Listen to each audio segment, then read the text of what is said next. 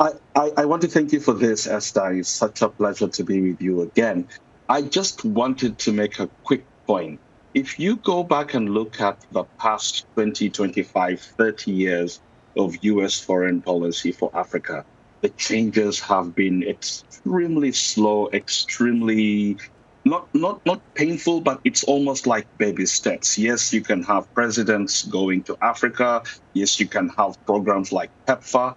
But the biggest challenge is that the United States has not necessarily played a significant role in the development of Africa. So I want to explain it from this perspective.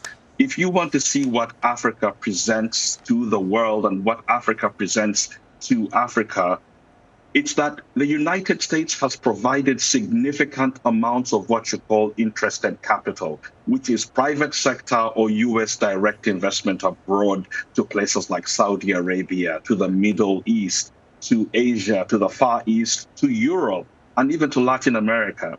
But when it comes to Africa, it's typically the public sector, USAID and entities like that play a leading role. But what the biggest challenge to that in terms of development is most of that money is what you call disinterested capital. It's not looking for, shall I say, profit or a profit motive. And that, for me, is one of the things we should expect. So, the Trump administration won't change. So, Dennis, what do you expect we would say what the misses during his first term, whether they were local or foreign, that he can be able to fix now during his second term?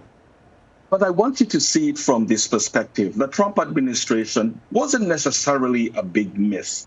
Just look at, for example, what it did in terms of negotiating a free trade agreement with Kenya.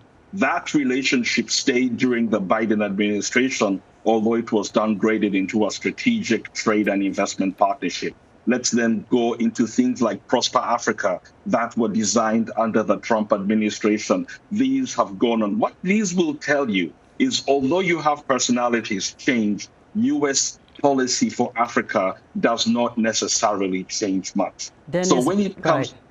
Right. And very quickly, tell me, which countries is he likely to visit in Africa? Maybe just name two and probably why.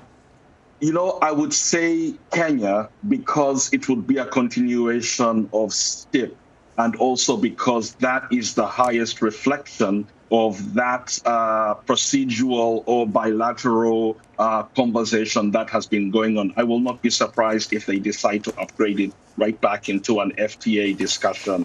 But I don't think it's going to be a major change. I think that seeing Trump in Africa is going to be very, very difficult to even hope.